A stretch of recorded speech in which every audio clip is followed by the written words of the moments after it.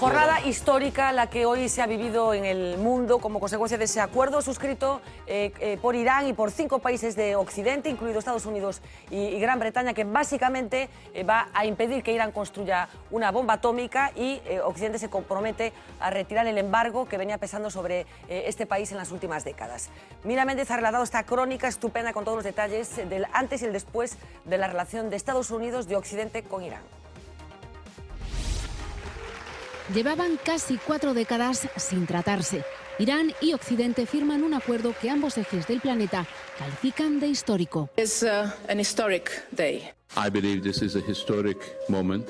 El país de los ayatolás renuncia a la bomba atómica. Las potencias occidentales, Estados Unidos al frente, aprueban el fin del embargo.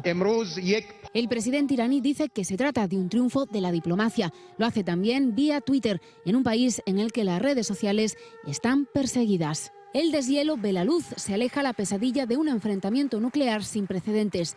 Obama matiza que el acuerdo no se basa en la confianza. Pivota, por tanto, en torno al cumplimiento de estos puntos. Irán acepta las inspecciones de la ONU.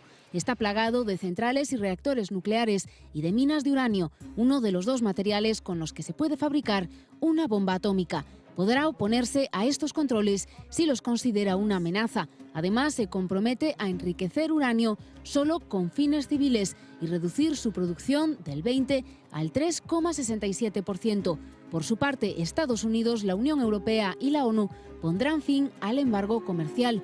No será antes de enero del 2016. El fin al embargo armamentístico será gradual entre los próximos 5 y 8 años. Si Irán incumple, todo esto se acaba. Con este pacto se garantiza más estabilidad en Oriente Medio. Irán está en una de las zonas más calientes del planeta. Entre los que aplauden esta medida están Irak, Siria o Líbano, que suman fuerzas contra el Estado Islámico. Entre los contrarios al acuerdo, Arabia Saudí, aliado histórico de Estados Unidos, recela del protagonismo que puede adquirir su país vecino, pero el más crítico es sin duda Israel. El primer capítulo de esta historia de desencuentros comienza en 1953. La CIA, con financiación del gobierno norteamericano, colabora con el golpe de Estado que derroca al presidente elegido democráticamente, Mossadegh. Llega al poder el Shah de Persia. Gobierna hasta 1979, año de la revolución fundamentalista liderada por Jomeini. ¡Vamos! ¡Destruyendo todo! El secuestro a la embajada estadounidense termina con las relaciones diplomáticas entre ambos países. Los ayatolás gobiernan con mano de hierro. Intelectuales como Salman Rushdie son perseguidos por criticar el régimen. Las disputas suben de tono tras la llegada al gobierno del ultraconservador Ahmadinejad. Ordena aumentar el enriquecimiento de uranio. La ONU impone sanciones. George Bush sitúa a Irán en su eje del mal. El embargo asfixia a la economía del 4º productor de petróleo del mundo. Su moneda cae más de un 40%. En el 2013 llega al gobierno Rouhani, más moderado. Ese mismo año, esta llamada telefónica marca un hito. Por primera vez, ambas potencias hablan directamente. Tras 2 años de intensas negociaciones, este martes se firma un nuevo capítulo que seguro formará parte de nuestros libros de historia. Miguel Anxo Murado, moi boa noite. Boa noite. Bueno, decíamos xornada histórica. Que significa este acordo suscrito hoxe, Miguel? Bueno, a palabra histórico utilízase moitas veces dunha maneira exagerada, pero en este caso, bueno, se un acordo que levou 13 anos negociar non é algo histórico, pois que é histórico. Sí, é un acordo importante, sobre todo porque ten unhas connotacións xeoestratégicas grandes. Irán foi, ata agora, durante moitos anos, un enemigo irreconciliable de Estados Unidos. Este acordo, entre outras cousas, pon fin a esa enemistade irreconciliable. Non convierte, por suposto, en amigos, non os convierte en aliados, pero indica un cambio na visión xeoestratégica de Oriente Medio que significa, por suposto, un cambio na visión xeoestratégica de todo o planeta. Que engaña máis? Bueno, probablemente Irán gaña moito máis porque as sancións económicas que sufría facían moi difícil a vida para os iraníes de a pé e tamén para o propio regime iraní convertía en un paria internacional. Era un país que estaba prácticamente aillado fora do circuito, digamos, dos países avanzados. Irán é un país moi grande, hai que recordar que ten máis de 80 millóns de habitantes, que ademais vai medrar moito esa poboación. Grande, complexo, diverso, non é aí... Grande, claro. Complexo, diverso, importante tamén polo seu pasado, pola súa posición xeográfica. En cambio, por culpa desta situación na que naturalmente Irán ten grande parte de culpa, é dicir, Irán evidentemente enfrentouse aos Estados Unidos dunha maneira moi responsable, sobre todo aquele episodio do secuestro dos funcionarios norteamericanos na embaixada en Teherán. Entón, bueno, por todas esas cousas, Irán non ocupa o lugar que lle correspondería como potencia media da zona de Oriente Medio. Con este acordo, Irán poderá ocupar ese lugar. Para Estados Unidos tamén é unha boa cousa porque Irán é clave no que podemos chamar o novo Oriente Medio, no que o grande perigo é o fundamentalismo sunní. Na loita contra ese fundamentalismo sunní, Irán é un país esencial, está sendo, realmente son os iraníes os que están loitando contra o Estado Islámico en Irak, e tamén en Siria a través do regime de Assad, como aliados de Assad. Por tanto, para Estados Unidos é importante, xa digo, non crear unha alianza con Irán, porque eso agora mesmo é imposible, pero sí, polo menos, ter unhas relacións, digamos, de cooperación reticente. A excusa ou o gran argumento que escoitábamos nestes últimos anos ten que ver ca capacidade que Irán tiña para enriquecer uranio e para construir unha bomba nuclear. Realmente ese risco foi real algunha vez? Houbo algunha vez o risco de que se desatara un conflito nuclear ou foi a excusa? Dito brevemente, non, nunca existiu esa posibilidad. Eu recordo a primeira vez que oín decir que Irán estaba a piques de conseguir unha bomba atómica foi no 1991. Decíase daquela que era cuestión de meses. Non, Irán nunca tivo esa posibilidade, ademais nunca tivo esa intención, siquiera. O que fixo Irán foi xogar a ambigüedade. Eles sabían que mantendo misterio, un certo misterio respecto do seu programa nuclear, creaban unha sensación de ansiedade aos seus enemigos, aos seus rivais, digamos, deixaban aberta esa porta sempre a que no futuro poderían construir un arma nuclear, pero realmente nin tiñan as capacidades técnicas, nin tiñan máis o interés estratégico, porque hai que pensar que as armas nucleares non valen para nada, realmente. Únicamente valen cando é unha superpotencia como Estados Unidos ou como foi a Unión Soviética, pero realmente ter unha bomba atómica sola, ou 3 ou 5, non sirve de nada. Que faz con ela? Se a utilizas, o resto do mundo te destrue completamente. Entón, non tiña realmente ningún interés. Era unha xogada política, era unha estratagema para ter unha baza negociadora, para disuadir os seus enemigos dun ataque, pero foi unha estrategia que realmente tampouco funcionou demasiado ben, porque ao mesmo tempo tamén provocou moita máis hostilidade contra Irán da que probablemente teria habido. Así que, bueno, este novo goberno iraní decidiu que non tiña sentido seguir por ese camiño e de aí o acordo. En calquer caso, supoño que tamén unha estrategia que de cara á opinión pública ou a unha parte da opinión pública menos informada estadounidense tamén funcionou para as administracións americanas a hora de manter esa tensión con Irán. Eu non sei, despois de escoitarose a Netanyahu, bastante previsible o que dixo, se Obama vai ter problemas, se pronosticas que vai ter problemas, xa dixo que o acordo vai ser sí ou sí, independentemente do que diga o Congreso. Vai ter problemas Obama, políticos internos, como consecuencia deste paso? Bueno, vai recibir moitas críticas, pero a posibilidade de que os contrarios a este acordo fagan descarrilar son pequenas polo mecanismo, por como funciona o sistema norteamericano. Pode haber, efectivamente, haberá seguro unha maioría no Congreso para condenar este acordo, pero eso Obama pode solucionalo co que se chama un veto presidencial. E logo, para cancelar ese veto presidencial, os opostos a este acordo terían que conseguir 2/3 dos votos nas dúas cámaras. Iso é moi difícil de conseguir, prácticamente imposible. Bueno, non é imposible, pero é extremadamente difícil. Así que sí pode. Hai que decir que, efectivamente, Obama en isto tamén, igual que o actual presidente iraní Rouhani, tamén tivo unha visión moito máis sensata. Estados Unidos sabía que Irán non iba a construir unha bomba atómica. De feito, a CIA xa o anunciou en 2003, xa dixo que sabían con certeza que non se iba a ver. O que pasa é que a presión dos lobbies, tanto do israelí como do saudí, non é únicamente unha cuestión israelí, é fundamentalmente aquí a influencia do lobby saudí, fixo pois que presidentes que tiñan uns fortes vínculos con eses lobbies, como foi o caso de Bush, pois se plegaran a eses. Pero realmente non tiña sentido desde o punto de vista dos intereses estrictamente norteamericanos. Xa para rematar, Miguel Anxo, falamos de Irán, podíamos falar tamén de Cuba, de outras medidas que tomou a administración Obama, estou pensando nesa reforma sanitaria. Vai ser finalmente un bo presidente Barack Obama? Bueno, comezou aquela primeira a primeira legislatura con aquel Premio Nobel da Paz. Sí, pero un pouco prematuro. Completamente prematuro, absurdo, injustificado. Bueno, pois a verdade é que estas dúas cousas, o achegamento a Cuba, sí se completa co fin do bloqueo e con relacións mellores, etc. E este acordo reivindican moito a figura de Obama en política exterior e, de alguna maneira, bueno, non é que xustifiquen completamente o Premio Nobel da Paz, pero, desde logo, fan que non pareza un absurdo como parecía daquele. Bueno, pois Miguel Anxo Murado, de verdad, un placer como sempre, un abrazo moi forte. Boa noite. Un abrazo moi forte a todos. Miguel Anxo, querías decir algo, creo. No, decir que un cambio, decir que iba a decir solo que a bomba nuclear sí que vale para que non te ataquen, non é que non teña utilidade, pero sí que é un cambio estratégico de primeira liña, además en realineamento, porque Estados Unidos estaba sempre inspirado con Israel e con Arabia Saudita, con esto está inspirándose, estaba dibujando ali moi ben a media luna chi, está cambiando de aliados, de alianzas. Yo tengo la impresión, ha sido como siempre interesantísimo, como siempre es interesante leerlo, escuchar a Miguel Ángel, ¿no? A Miguel Anxo, perdón, Murado.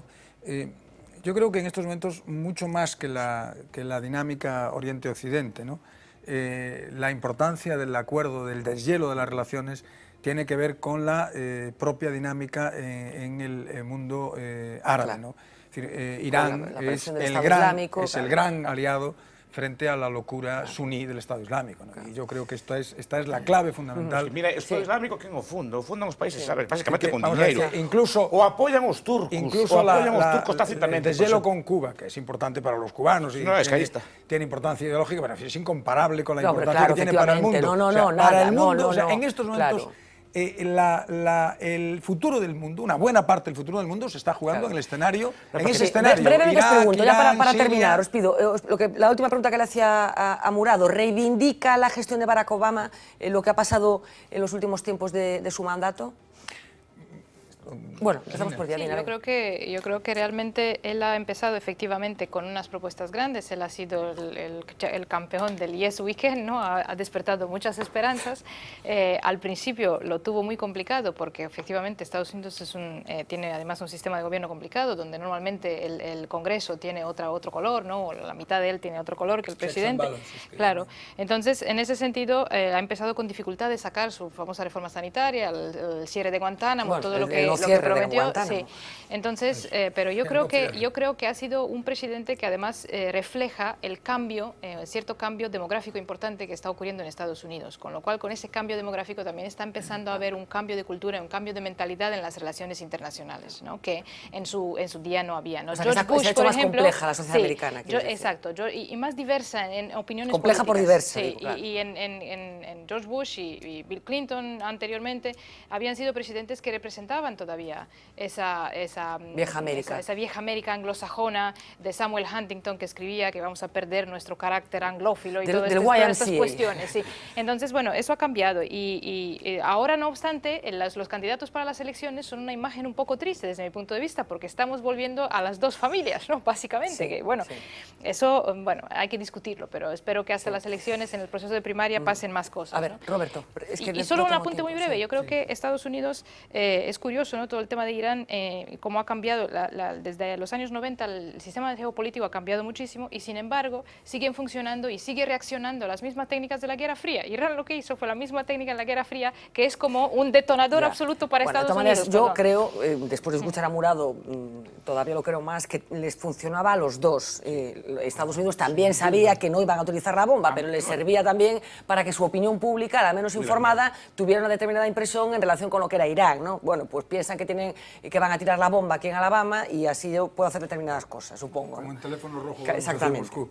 Vamos a ver, yo creo que Obama ha decidido finalmente reivindicar su figura sobre la base de la política exterior, entre otras razones por una razón que es muy importante tenerla en cuenta. Bueno, que es donde básicamente hay diferencias entre los presidentes estadounidenses. Hay diferencias importantes también en política interior, por ejemplo, en el tema sanitario los demócratas en su caso, han estado pero a hasta favor. ahora, ¿no? No, tradicionalmente ha habido, sobre todo con el ala izquierda del Partido Demócrata y el ala derecha del Partido Republicano, eran muy diferentes. Bueno, Clinton era muy distinto de Bush, era muy distinto de Bush. Luego hacía negocios y estas cosas, pero digo, sus negocios particulares Carter sí que era más como de izquierdas, sí, Carter, sí, bueno, pero casi le fue, ¿no? Sin embargo, en esos dos, apoyando tu argumento, en esos dos, Clinton fue bueno en política interior, por ejemplo, a pesar de ser demócrata, y George Bush, el padre, era bueno en política exterior, era mejor en política exterior que en política interior. Los presidentes que han sido, los grandes presidentes que han pasado en la historia han sido los que han hecho buena política exterior. Claro. Es el caso de Kennedy. Fue mucho más importante en política interior Johnson. Lyndon Johnson toma decisiones fundamentales en política interior desde el punto de vista social. Bueno, Roosevelt. Bueno, por supuesto Roosevelt. No. Vamos a ver, yo creo que él está intentando reivindicarse en la política exterior porque está reconociendo una realidad en la política norteamericana que es terrible, y es que es muy difícil cambiar cosas en América. Es decir, América es una sociedad donde los grupos de presión están muy articulados, son muy poderosos, son muy fuertes. Es decir, ¿cómo es posible que en un país donde tienen el problema que tienen con las armas de fuego no se haya podido establecer una ley?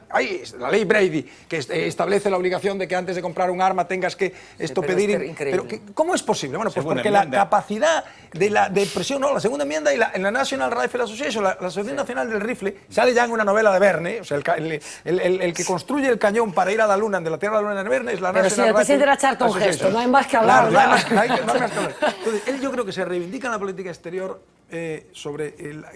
teniendo en cuenta la dificultad extraordinaria que hay para cambiar cualquier cosa radicalmente en la política interior norteamericana, que es muy difícil, pero yo creo que hay algo que hay que destacar, y yo quiero destacarlo porque me parece muy importante. La victoria de Barack Obama en sí misma envía un mensaje fundamental a la sociedad norteamericana. Hay que tener en cuenta que la sentencia del Tribunal Supremo de Estados Unidos, que estos días se ha recordado a raíz de la sentencia sobre la prohibición el establecimiento del veto a la prohibición sobre homosexuales en los estados, en el año 50, la sentencia que declara ilegal la segregación racial es del año 54.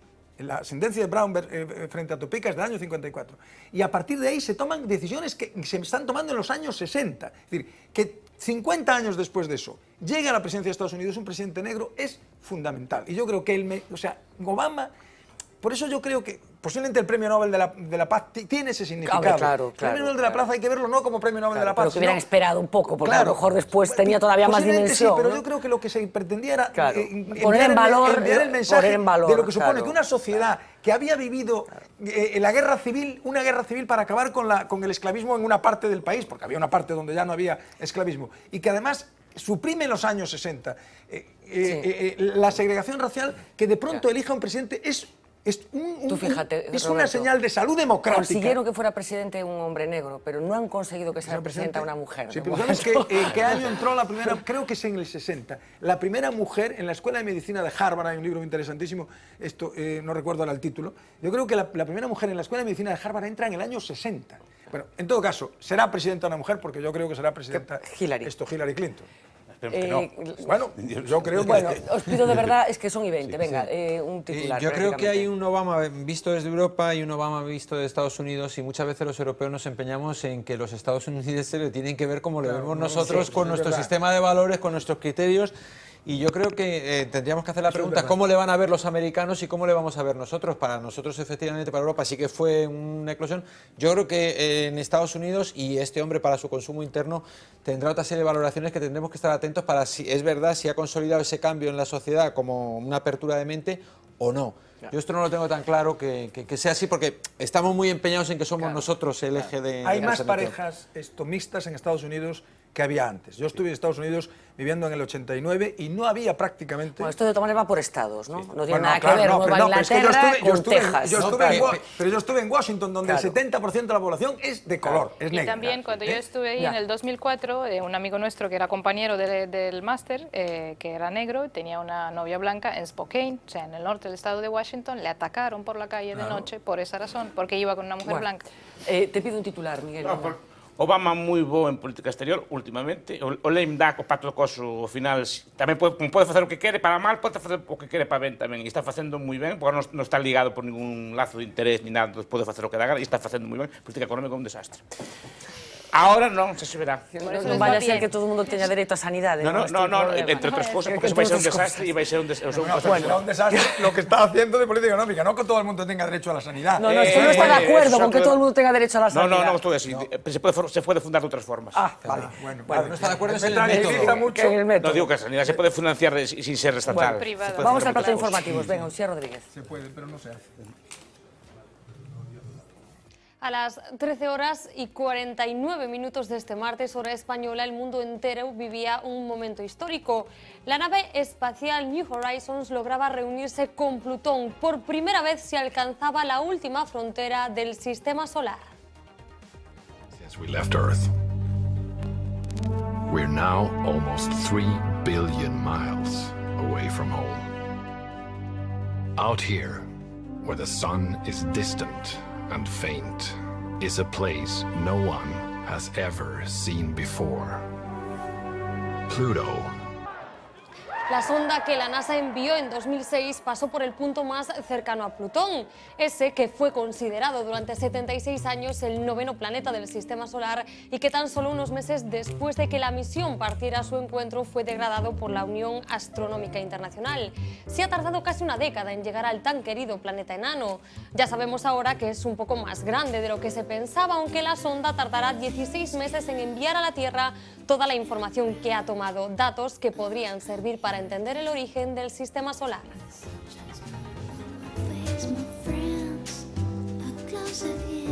Y ya de vuelta a la Tierra nos encontramos con una nueva advertencia, la enésima advertencia sobre el consumo del ibuprofeno. Esta vez nos llega desde el órgano regulador de medicamentos de Estados Unidos. El consumo de los llamados fármacos antiinflamatorios aumenta el riesgo de sufrir un ataque al corazón o un derrame cerebral sin importar el periodo de uso. Puede ocurrir durante las primeras semanas de tratamiento. De hecho, el organismo va a pedir un cambio de etiquetas que incluya esa nueva advertencia.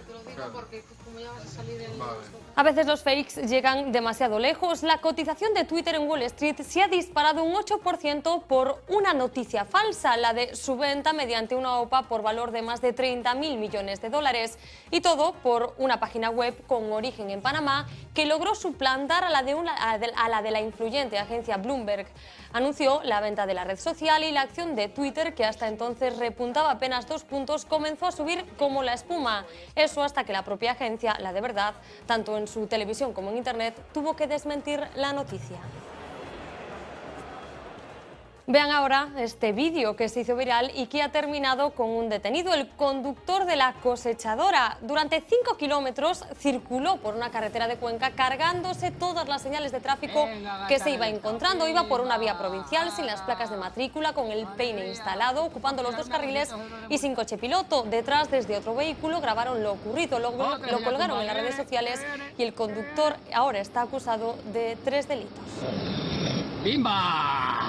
Y más arriba, que la tumba mejor. 2 turistas alemanes disfrutaban tranquilamente de las maravillosas vistas que hay desde el Monte Faro, el más emblemático de las Islas Cíes. Trataban de inmortalizar el momento con su GoPro, aunque jamás podían imaginar cómo iba a terminar la cosa. Una gaviota cogió la cámara con el pico ante los gritos de los alemanes. Como un dron, el ave grabó desde el aire las vistas del archipiélago e increíblemente volvió a dejar la GoPro sana y salva. Ahora este vídeo ha logrado casi 1 millón de visitas en YouTube.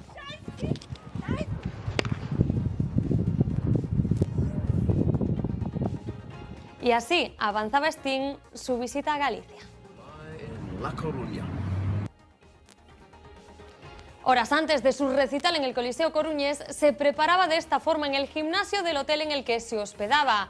Sting ha logrado colgar el cartel de todo vendido, 8.500 localidades a sus 63 años, y en su 4ª visita a Galicia el músico reinterpreta los grandes clásicos de su antigua banda The Police junto a lo más granado de su carrera en solitario.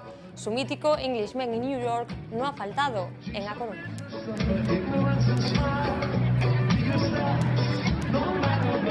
Bueno, pues por lo menos contarnos un cachito del concierto. Lucía, si llegamos a estar en ese gimnasio, te das la vuelta y te ves a Sting en la cinta transportadora esa, ¿qué te parece? Yo creo que bueno, nunca mejor dicho lo de la transportadora. Efectivamente. Gracias, Lucía. Nos vamos a los de récord. Saben que hoy Luis de Guindos está dando explicaciones de por qué vendieron la piel del oso antes de cazarla, que es exactamente como se llama lo que ha sucedido con las aspiraciones del ministro de Economía a presidir el Eurogrupo. No ha sucedido, ni siquiera sabemos exactamente cómo fue la votación. Ellos dicen que perdieron por uno, otros dicen que fue por más. Bueno, hoy Guindos ha tenido algún problema para explicar qué ha pasado. Off the record. Ya que desde hace algunos años damos lo que viene siendo peniña en Eurovisión, ahora tenemos un nuevo entretenimiento europeo, aunque las cotas de éxito vienen siendo parecidas. Our 12 points go to Netherlands. En fin, que no sabemos a ciencia cierta qué tal habrá digerido de Guindos que al final lo del Eurogrupo. Y nosotros todos ilusionados, hombre. Evidentemente todos teníamos mucha ilusión. Resulta que al final va a ser verdad eso de que no nos toman muy en serio. ¿Quién fue el que te ganó? El maromo ese de ahí. El señor tiene mucha mano en este pueblo. Y tú no tienes una mierda. Pero bueno, de cómo lo ha llevado de Guindos, más o menos podemos sospechar, porque más allá del colegueo, pasteleos...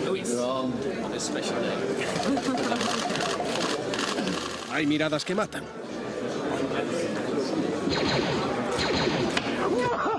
Y sobre todo nos da que reflexionar ciertos gestos y comportamientos un poco exagerados, porque perder una votación jamás, jamás, jamás puede ser tan gracioso. No, pero a mí me quedan todavía. ¿Y qué me dicen de esa salida? A lo animal herido y desorientado. Está solo e inquieto. ¿Sí? Apenas puede respirar. Y el hecho de que des una declaración que básicamente podría haber durado la mitad... Yo les dije antes, pues absolutamente, que no tuvo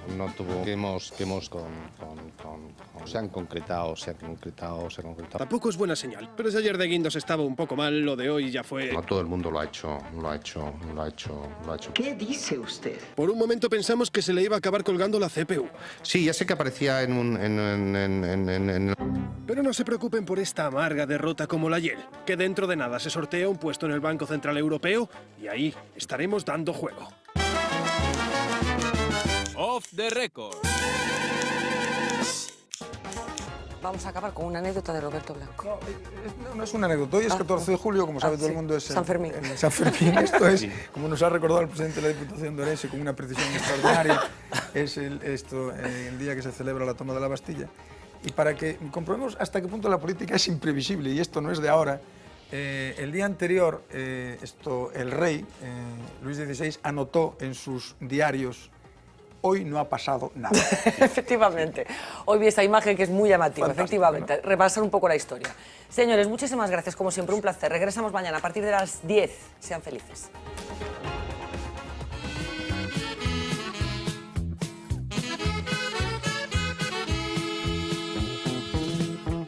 Ya está cerrada con 3 candados.